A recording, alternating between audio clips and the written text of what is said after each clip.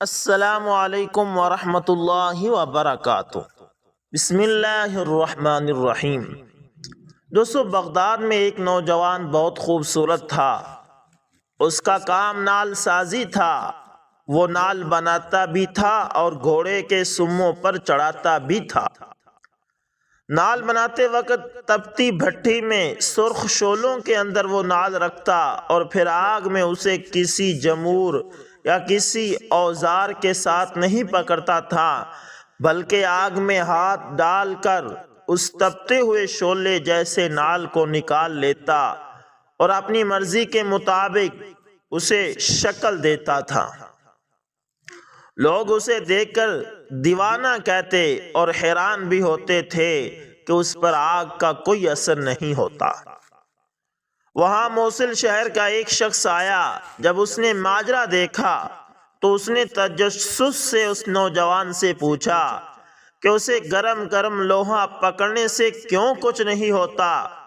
اس نوجوان نے جواب دیا کہ وہ جلدی میں لوہے کو اٹھا لیتا ہے اور اب اس پر ایسی کیفیت طاری ہو گئی ہے کہ میرا ہاتھ اسے برداشت کرنے کا عادی ہو گیا ہے اور اسے کسی جمور یا پلاس کی ضرورت نہیں پڑتی۔ اس شخص نے کہا کہ میں اس بات کو نہیں مانتا، یہ تو کوئی اور ہی بات ہے۔ اس نوجوان سے کہا کہ مجھے اس کی حقیقت بتاؤ۔ اس نوجوان نے بتایا کہ بغداد میں ایک نہایت حسین و جمیل لڑکی تھی اور اس کے والدین عمرے کے لیے گئے اور کسی حادثے کا شکار ہو کے وہ دونوں فوت ہو گئے، اور یہ لڑکی بیچاری بے یار و مددگار اس شہر میں رہنے لگی۔ وہ لڑکی پردے کی پلی ہوئی تھی، گھر کے اندر رہنے والی لڑکی تھی۔ اب اس کو سمجھ نہیں آتی تھی کہ زندگی کیسے گزارے۔ آخر کار نہایت غم زدہ اور پریشانی کی حالت میں وہ بہر سڑک پر نکل آئی۔ اس نے میرے دروازے پر دستک دی اور کہا، کیا ٹھنڈا پانی مل سکتا ہے؟ میں نے کہا ہاں، اور اندر سے اس لڑکی کو ٹھنڈا پانی لا کر پلایا، اور اس لڑکی نے کہا، خدا تمہارا بھلا کرے۔ میں نے اس سے پوچھا، کیا تم نے کچھ کھایا بھی ہے کہ نہیں؟ اس لڑکی نے کہا، نہیں، میں نے کچھ نہیں کھایا۔ میں نے اس سے اکیلے اس طرح پھرنے کی وجہ پوچھی تو اس لڑکی نے اپنے اوپر گزرا سارا واقعہ سنایا اور کہا کہ مجھے سمجھ نہیں آتی میں زندگی کیسے بسر کروں۔ میں نے اس سے کہا کہ تم شام کو یہی میرے گھر آ جانا اور میرے ساتھ کھانا کھانا، میں تمہیں تمہاری پسند کا ڈنر کھلاؤں گا۔ وہ لڑکی چلی گئی۔ اس نوجوان نے بتایا کہ میں نے اس کے لیے کباب اور بہت اچھی اچھی چیزیں تیار کی۔ وہ شام کے وقت میرے گھر آ گئی اور میں نے کھانا اس کے آگے چن دیا۔ جب اس لڑکی نے کھانے کے لیے ہاتھ بڑھایا تو میں نے دروازے کی ٹٹخنی چڑھا دی اور میری نیت بدل گئی، کیونکہ وہ انتہا درجے کا ایک آسان موقع تھا جو میری دسترس میں بھی تھا۔ جب میں نے دروازے کی ٹٹخنی چڑھائی تو اس لڑکی نے پلٹ کر دیکھا اور اس نے کہا کہ میں بہت مایوس اور قریب المرگ اور اس دنیا سے گزر جانے والی ہوں۔ اس نے مزید کہا، اے میرے پیارے بھائی، تو مجھے خدا کے نام پر چھوڑ دے۔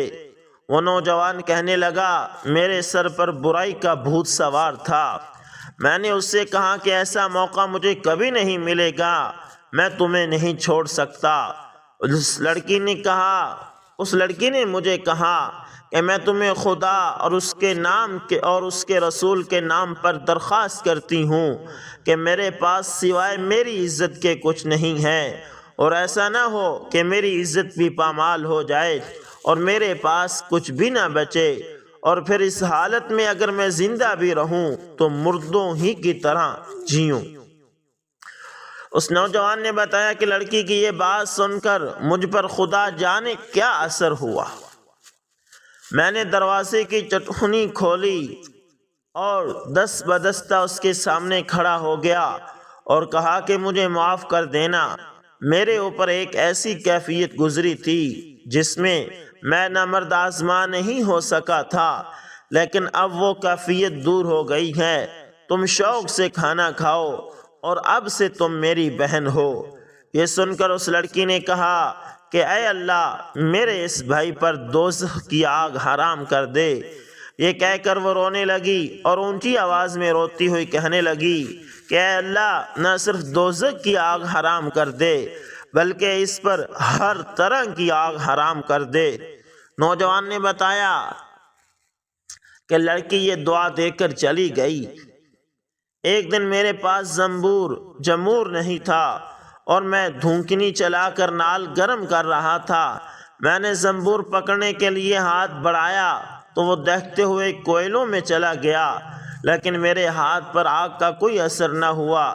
میں حیران ہوا اور پھر مجھے اس لڑکی کی وہ دعا یاد آئی، اور تب سے لے کر اب تک میں اس دہتی ہوئی آگ کو آگ نہیں سمجھتا ہوں، بلکہ اس میں سے جو چاہے بغیر کسی ڈر کے نکال لیتا ہوں۔ اللہ اکبر، اللہ اکبر۔ یہ ہے گناہوں کو چھوڑنے کا نتیجہ۔ اگر ہم بھی چھوڑیں گے تو اللہ تعالی ہمارے ساتھ بھی یہی رویہ کریں گے۔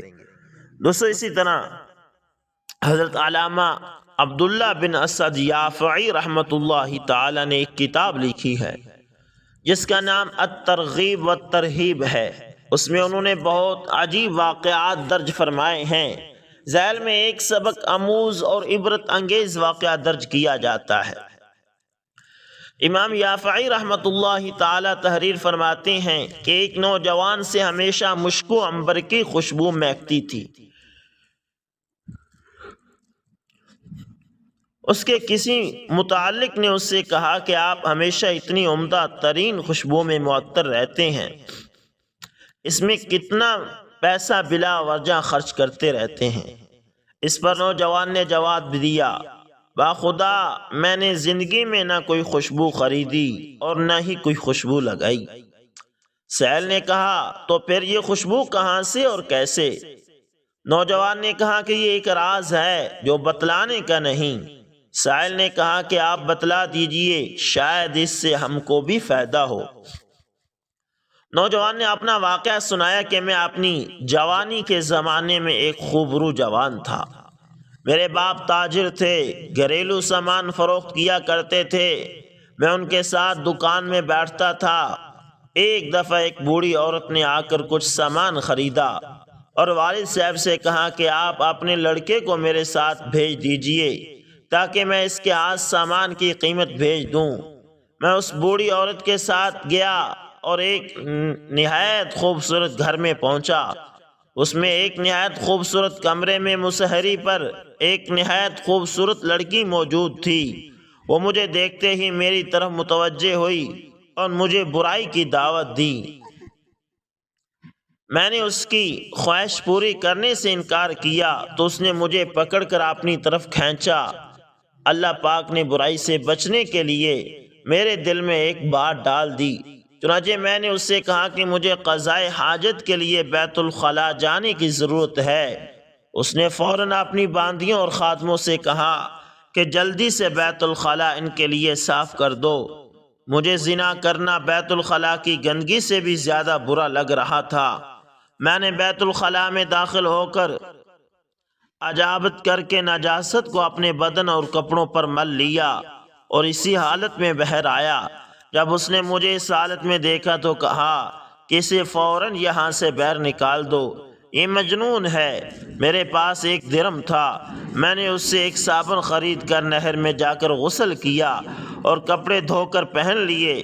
میں نے یہ راز کسی کو بتلایا نہیں۔ جب میں رات کو سویا تو خواب میں دیکھا کہ ایک فرشتے نے آ کر مجھ سے کہا کہ اللہ تعالیٰ کی طرف سے تم کو جنت کی بشارت ہے اور معصیت سے بچنے کے لیے جو تدبیر تم نے اختیار کی تھی اس کے بدلے میں تم کو یہ خوشبو پیش کی جا رہی ہے۔ چنانچہ میرے پورے بدن پر وہ خوشبو لگائی گئی جو میرے بدن اور کپڑوں پر ہر وقت مہکتی رہتی ہے، جو آج تک لوگ محسوس کرتے ہیں۔ والحمدللہ رب العالمین۔ تو دوستو یہ تھے آج کے دو واقعات جو آپ کے ساتھ شیئر کیے ہیں۔ اللہ تعالیٰ سے دعا ہے کہ اللہ تعالیٰ ہمیں بھی اپنی جوانیوں کی حفاظت کرنے کی توفیق عطا فرمائے اور اللہ تعالی ہمارا وقت اور ہماری جوانی اس کام میں لگائے جو اللہ تعالیٰ کو پسند ہے۔